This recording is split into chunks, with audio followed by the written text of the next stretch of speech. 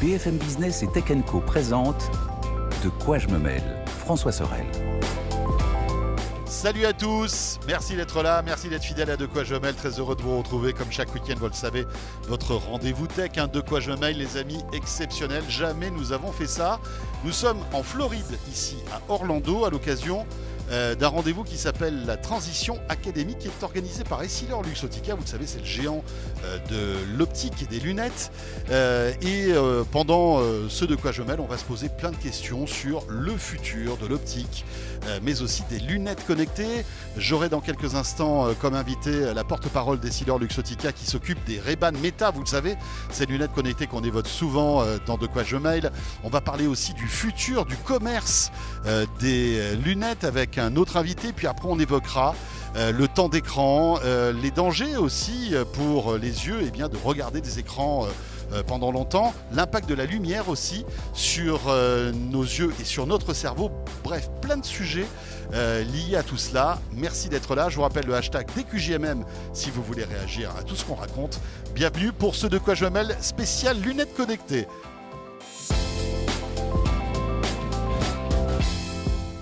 Voilà, mon premier invité pour ce De quoi je me mêle exceptionnel, je pèse mes mots, c'est Maristella Rizzo.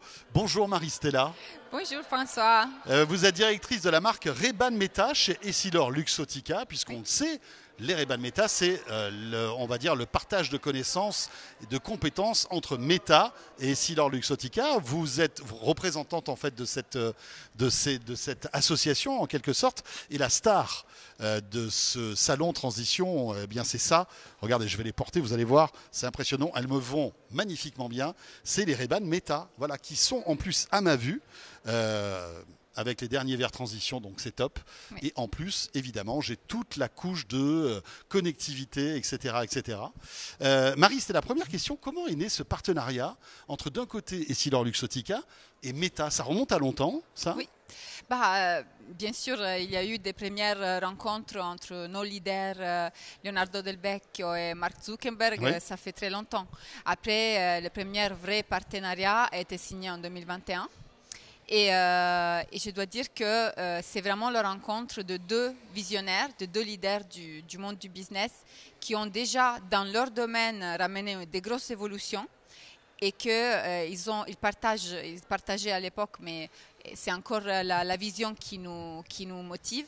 C'est vraiment de pouvoir ramener un gros changement dans l'industrie de l'eyewear, de l'optique, en ramenant des bénéfices et de la valeur ajoutée pour les porteurs. Donc notre devise, c'est mieux voir pour mieux être, et c'est vraiment ça que nos leaders avaient en tête quand ils ont créé ce partenariat. Avec aussi une nouvelle vision en fait de votre métier, parce que là, dans cette paire de lunettes que je porte et que vous portez aussi, il y a énormément de technologie, il y a un processeur, il y a de la connectivité, il y a une batterie, enfin je veux dire, il y a des micros, il y a des caméras. Je veux dire, on est dans un autre métier finalement. Comment vous avez réussi à intégrer toute cette technologie et qui le fait? Est-ce que c'est Meta ou est-ce que c'est vous? C'est vraiment un partenariat à tous les effets.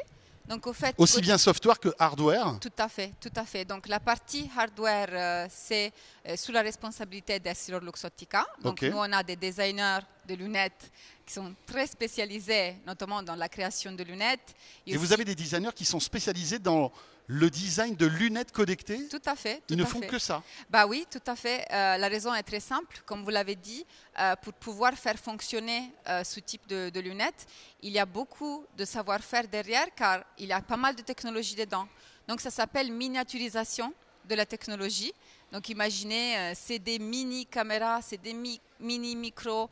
Il faut vraiment comprendre comment intégrer tout ça dans une paire de lunettes, en délivrant quand même des lunettes qui peuvent être portées et que les gens aiment.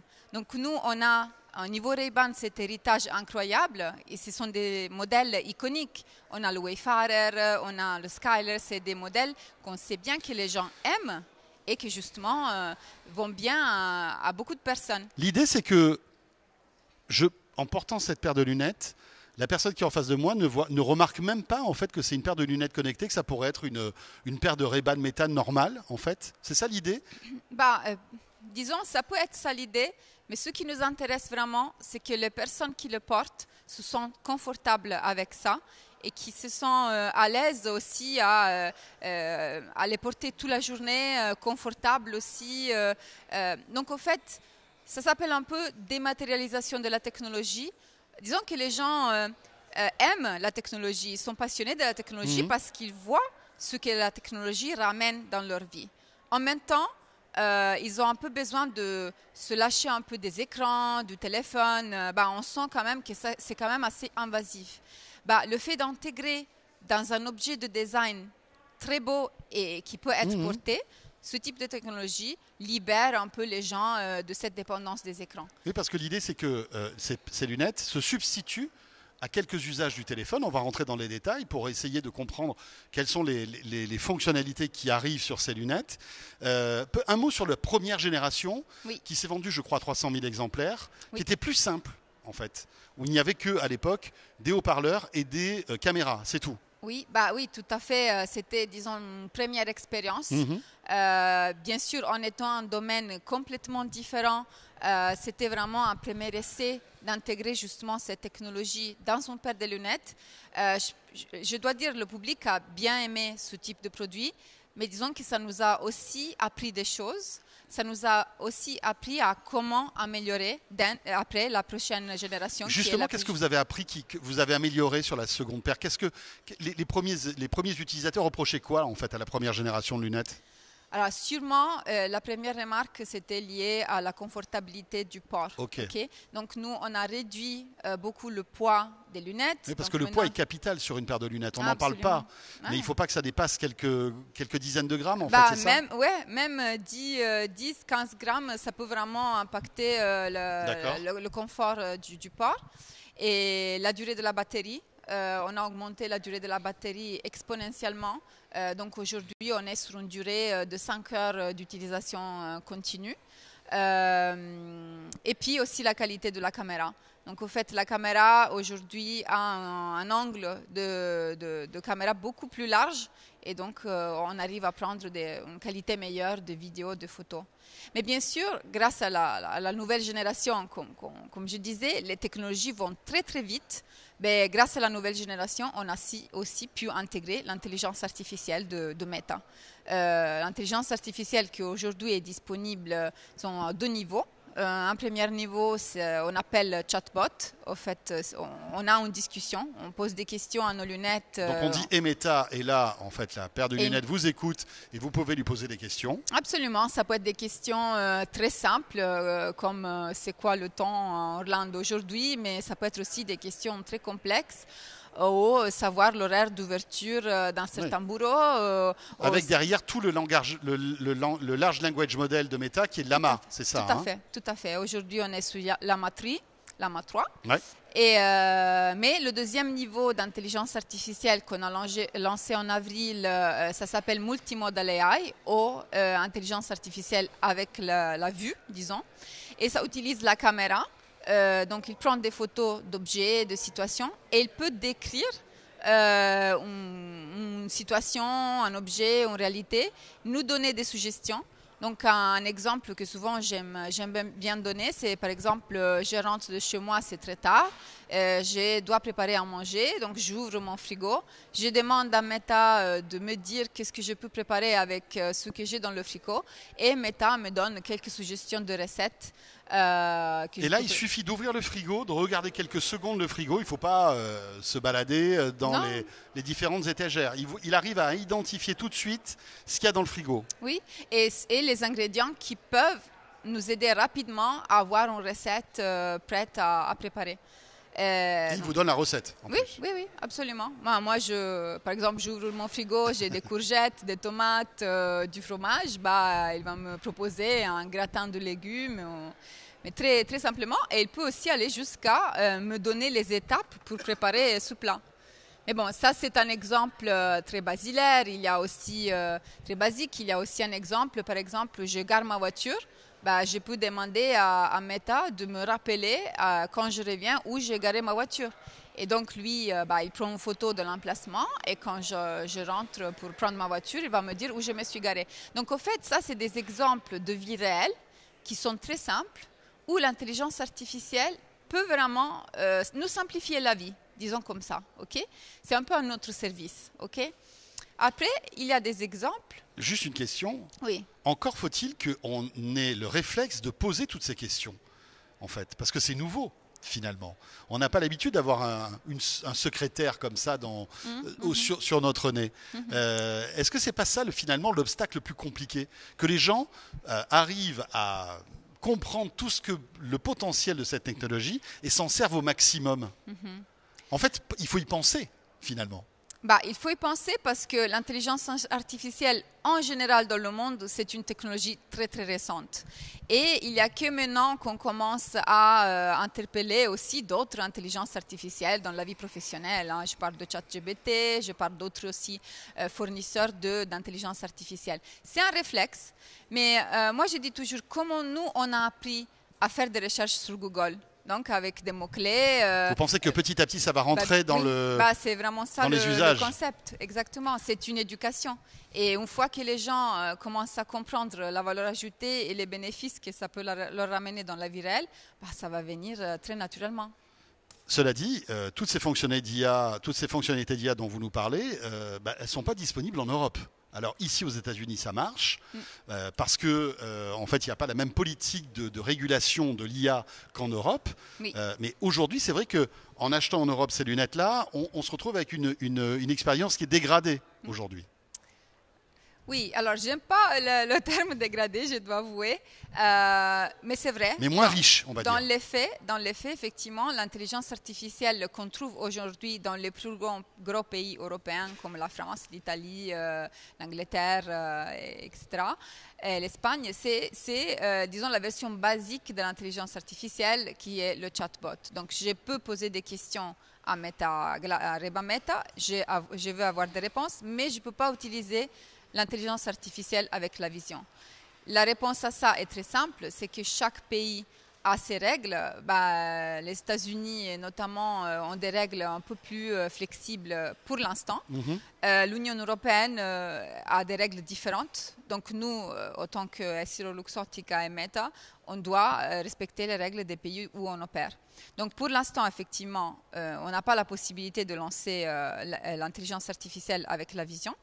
Mais on travaille sur ça avec aussi les autorités européennes afin que ça arrive le plus tôt possible. Donc ce n'est qu'une question de temps en fait. Ça arrivera ? Oui, je pense que c'est une question de temps. Ouais. Et c'est d'autant plus rageant que vous êtes une boîte européenne et que finalement c'est dans votre pays, votre berceau finalement qu'on ne peut pas utiliser toutes les fonctionnalités des Ray-Ban Meta. Quoi. Oui, disons que l'intelligence artificielle est un sujet tellement nouveau. Bien sûr. Et je comprends qui suscite aussi des questions aussi, de vie privée, etc. Je comprends aussi que les autorités veulent comprendre mieux comment une technologie fonctionne, mais nous, on travaille pour que le produit soit accessible au plus grand nombre de personnes dans toutes ces fonctionnalités. Après, il y a des caméras, il y a des micros. Est-ce que vous pensez que la société est prête à vivre avec ce type d'objet ? Qui peut filmer, qui peut prendre des photos dans notre environnement, qui peut enregistrer des conversations, etc., etc. Est-ce que vous pensez qu'il y a le seuil d'acceptabilité est arrivé, ou est-ce que ça va se faire avec le temps ? Alors, disons que la société, les gens ont déjà dans leurs mains un objet qui peut prendre des photos, des vidéos et un microphone, c'est leur téléphone. Mais c'est vrai que mon téléphone, pour vous prendre en photo, je suis obligé de faire ça. On est d'accord ? Là, avec les lunettes, c'est une question de connaissance. C'est une question que, aujourd'hui, les gens, peut-être qu'ils n'ont pas tout ça dans leur tête tout de suite, mais le plus le produit va être utilisé, le plus les gens vont familiariser avec ça et ils vont s'attendre à ça, exactement comme quand les smartphones sont arrivés dans nos vies.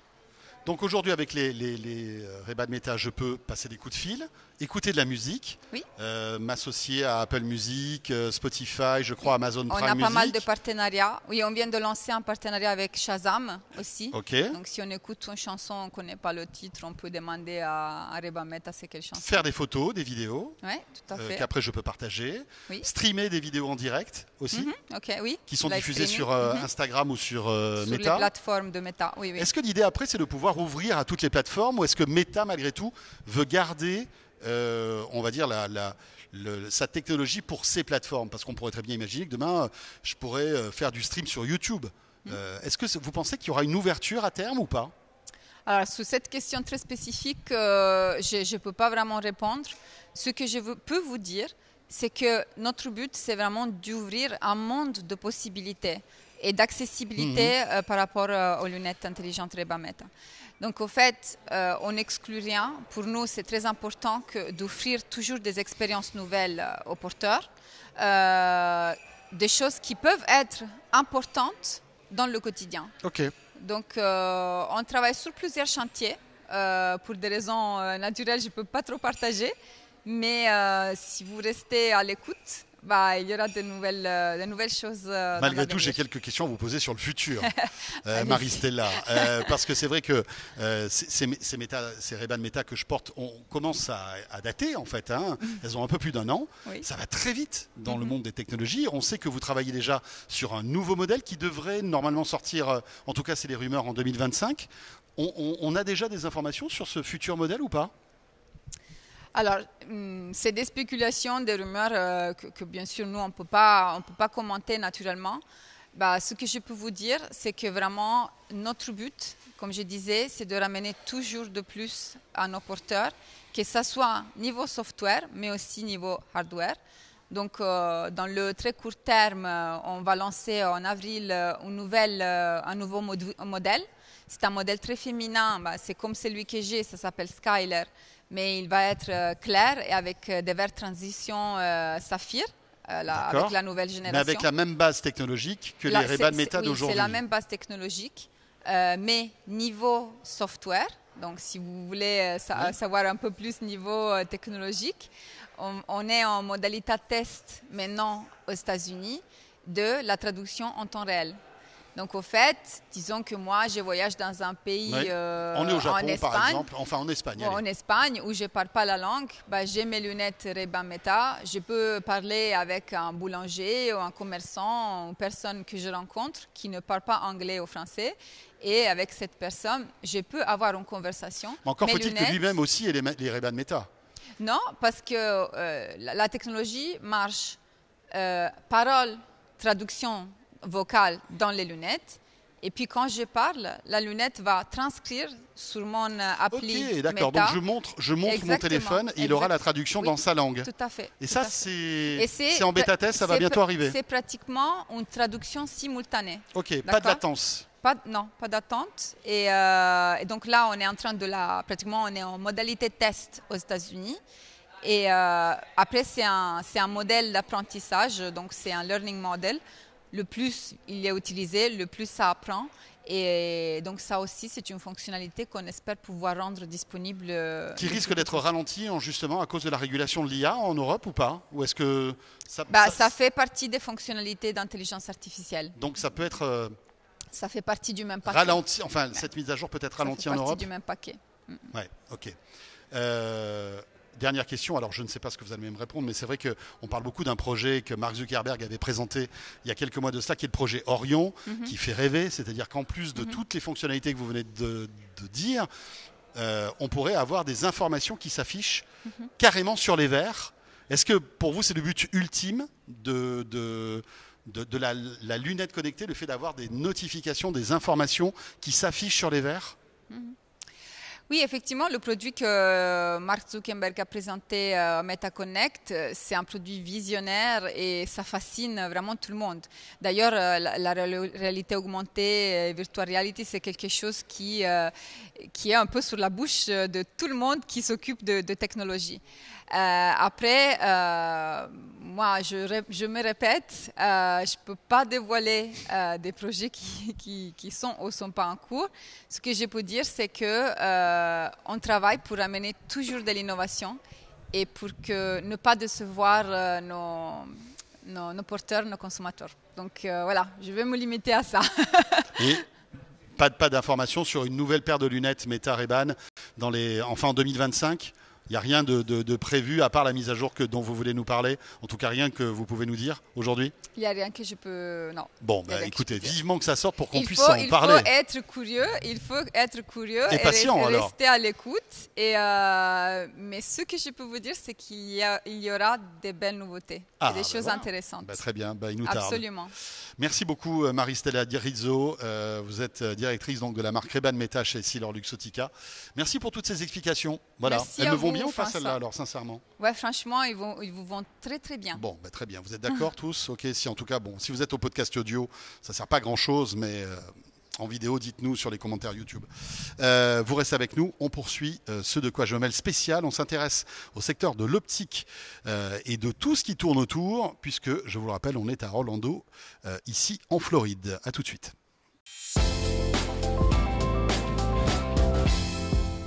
Voilà, notre deuxième invité de ce de quoi je me mêle s'intéresse en fait à tout ce qui touche au retail, c'est-à-dire à la vente de ce qui touche aux lunettes et à tous ces accessoires. Il s'agit de Fahem Ben Messaoud qui est avec nous.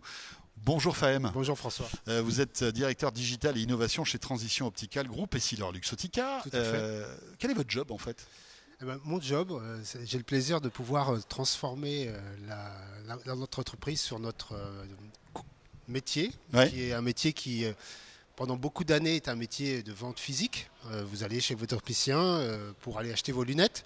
Et avec la transformation numérique, l'apport de solutions digitales, le développement d'e-commerce, de nouveaux canaux de vente se sont développés et de nouveaux comportements d'achat se sont créés. Et voilà. Donc moi, mon travail chez EssilorLuxottica et en particulier chez Transition, c'est de mettre en place ces solutions omnicanales, à la fois en magasin et sur les sites en ligne, et donc de proposer toutes ces nouvelles solutions digitales. Ce qu'on appelle le phygital. Exactement. Voilà. Bravo François. Mais c'est vrai qu'il y a des secteurs qui ont accéléré sur le e-commerce. Voilà, il y en a plein.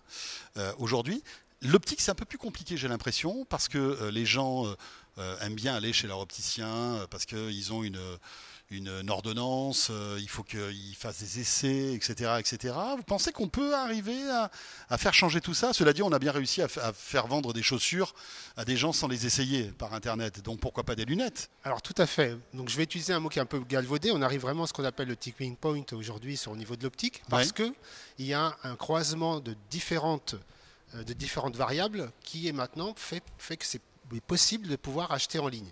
Tout d'abord, on a des solutions qui permettent d'essayer. C'est-à-dire que on a fait comme on fait les vendeurs de chaussures, vous pouvez envoyer vos chaussures, vous les essayez, si ça ne vous va pas, vous les renvoyez gratuitement. Pas de problème. L'optique a fait pareil. Ensuite, on a développé des solutions qui permettent d'essayer virtuellement des montures, des verres. Donc là, c'est ce qu'on appelait le virtual try-on en anglais, mais de l'essayage virtuel pour parler français. Donc ça a permis aussi de développer l'expérience et également de sécuriser le consommateur dans l'achat des lunettes. Et il y a un troisième facteur, je pense, c'est que le consommateur est devenu de plus en plus friand d'optique, que ça corresponde à son look, que ça corresponde à sa personnalité. Et là-dessus, donc, il a commencé à rechercher des produits en ligne et d'avoir une offre plus diversifiée que celle qu'il peut trouver chez son opticien. C'est compliqué de faire changer, de casser le moule justement d'un modèle qui existe depuis des dizaines et des dizaines d'années, d'entraîner les opticiens, d'entraîner tout ça. Oui, c'est plutôt ça comme ça que je le verrais. On n'est pas là pour casser des choses, mais on est là pour, en tant que EssilorLuxottica et en particulier Transition, pour tirer avec nous l'industrie. Aujourd'hui, on est leader de cette industrie, mais on est là pour faire agrandir ce marché. Le rendre plus grand que ce qu'il est aujourd'hui. Donc on voit que maintenant, les smart eyewear, les lunettes connectées, vont développer une nouvelle catégorie pour nos clients. C'est des nouvelles opportunités pour eux. Aujourd'hui, on présente à la Transition Academy le produit Color Touch. C'est encore une nouvelle catégorie de produits. Un produit que je porte là, d'ailleurs, avec moi, qui est Color Touch. Donc c'est un gradient, vous voyez, c'est un verre qui reste avec une petite... Oui, vous avez une légère teinte grise. Exactement. Grisée, et après, encore au niveau de l'ensoleillement, si vous sortez au soleil, ça devient des lunettes de soleil. Voilà, donc c'est exactement l'offre que représente Transition. C'est une offre de modulation de la lumière. Et donc, c'est exactement la catégorie où se trouve Transition. C'est des verres dynamiques et intelligents. Donc l'idée aujourd'hui, concrètement, je suis client, je veux acheter mes lunettes. Je peux acheter mes lunettes sur Internet? Tout à fait. Avoir un parcours 100% digital? Tout à fait. Tout à fait. Il y a plusieurs acteurs qui sont nos clients sur le marché, qu'on appelle vulgairement des pure players. Vous avez aussi des clients qui sont omnicanal ou qui sont des drive to store. C'est-à-dire vous commencez l'expérience digitale et vous la finissez en magasin. Okay. Vice versa, il y a des clients qui aussi préfèrent, des consommateurs qui préfèrent voir leur monture sur place et puis qui finissent leur achat en ligne. Donc, mais les pure players, vous faites de A à Z l'achat de vos verres et de vos montures en ligne. Mais il faut toujours une ordonnance, il faut toujours aller chez l'ophtalmo. Tout à fait. Il faut toujours avoir un ophtalmo et ça, c'est obligatoire parce que c'est votre ophtalmo qui va pouvoir vous dire exactement quelle est votre prescription, votre correction. Et ensuite, il faut bien sûr avoir cette ordonnance qu'il faut rentrer en ligne pour pouvoir acheter. Très bien. L'intérêt aussi, c'est quoi? En fait, on n'est plus obligé de se déplacer dans un magasin. On reçoit tout à la maison. En fait, après, on suit un canal de e-commerce traditionnel. C'est ça? Oui. Alors, je n'opposerai pas les modèles. Moi, je pense que c'est des modèles qui sont aujourd'hui complémentaires, bien sûr. Qui s'additionnent. Comme il y a des gens qui font les courses dans leur hypermarché, et puis d'autres qui achètent tout à sur fait, Internet. Ou qui font les deux. Voilà. Donc moi, je vois ça plutôt comme ça, avec, si vous voulez une offre vraiment, un conseil vraiment personnalisé, vous irez en magasin. Si vous voulez un conseil personnalisé avec un niveau d'expertise qui reste suffisant, vous ferez appel à un AI chatbot sur un site e-commerce. Donc c'est ce qu'on a présenté il y a déjà 2-3 ans ici à la Transition Academy. Voilà. Donc je pense que c'est des choses qui vont s'ajouter simplement, mais qui ne vont pas s'annihiler, on va dire ça comme ça. On parle beaucoup d'IA générative. Justement, est-ce que ça peut être un allié pour faciliter le dialogue qu'un client peut avoir avec son distributeur, etc. Vous travaillez là-dessus aussi ou pas? Oui, complètement. Alors l'IA générative, l'intérêt qu'elle va avoir, c'est que, comme on dit encore une fois de manière très prosaïque, vous promptez. Donc vous allez prompter sur un site, voilà, je voudrais avoir un look qui soit urbain, mais avec du style, avec une tendance plutôt colorée, etc. Donc et le prompt va commencer à vous chercher des montures ou des verres qui correspondent à ce besoin. L'AI chatbot, lui, il fera un peu la même chose. Vous rentrez comme un mood board, si vous voulez, un portrait chinois. Et lui-même va aller vous chercher des choses qui correspondent à votre envie et à votre personnalité. Oui, ce qui est compliqué à faire en magasin finalement. Enfin, plus compliqué à faire en magasin. En magasin, on peut très bien imaginer des portraits chinois également, si vous voulez. Imaginez ça. Ça je vous projette un peu dans le magasin du futur. Donc on va revoir aussi demain à la Transition Academy une des sessions qu'on aura demain. Vous avez un portrait chinois, disons, moi... je suis comme ça, j'aime tel type de tenue, plutôt casual. Je suis plutôt quelqu'un d'extraverti et vous pousserez sur des boutons dans un mur d'humeur. Et puis, on va vous donner un résultat en vous disant, voilà, vous êtes plutôt dans cette marque-là, ou vous êtes plutôt dans cet état d'esprit de type de monture, plutôt des rondes, plutôt des triangulaires, ce que vous voulez. Voilà. Donc c'est aussi possible de faire des choses comme ça qui vont changer le fait qu'on est dans un magasin d'optique finalement, des facings, des murs de monture et une expérience qui est assez basique. Je pense qu'on peut maintenant, avec toutes les technologies et tout ce qu'on peut faire en termes d'imagination, changer le magasin. Les opticiens sont prêts à tout ça? Et c'est pour ça qu'on est à la Transition Academy, c'est pour les accompagner. J'ai l'impression que pour certains, ça va être facile et d'autres un peu plus compliqué, non? Il y a toujours des choses comme ça, c'est-à-dire qu'il y a plus ou moins besoin d'accompagnement selon les clients. Si vous êtes tech ou pas tech, si vous êtes style ou pas style, ou si vous êtes plutôt dans la notion de vision, on veut dire médicale ou pas. Donc là, ce qu'on fait ici, dans toutes les sessions de formation qu'on appelle des breakouts, on accompagne nos clients, on leur représente tous ces concepts pour qu'ils puissent se préparer à ces changements qui sont déjà en cours. S'ils ne le font pas, est-ce que vous pensez que d'autres le feront à leur place? Des Amazon, des Apple, des Google, c'est possible. Des Meta, c'est possible. Je ne sais pas moi, des Samsung. On sait que Samsung travaille sur une paire de lunettes connectées. C'est le danger, ça? Alors, c'est pas encore une fois, c'est toujours comment on voit les choses. Moi, je les vois toujours comme une opportunité. C'est ce qu'on a fait chez EssilorLuxottica avec Meta.